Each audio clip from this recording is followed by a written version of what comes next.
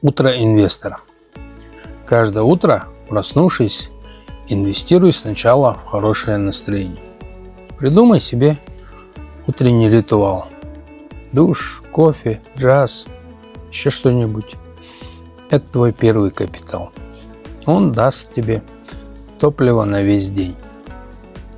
Потом инвестируй в образование, новые навыки, пока мозг еще голоден и любопытен.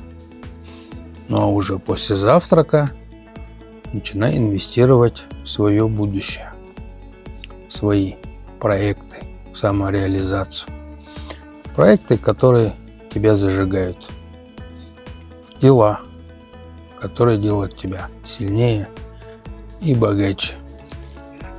Так, шаг за шагом ты построишь финансовый фундамент своей счастливой жизни.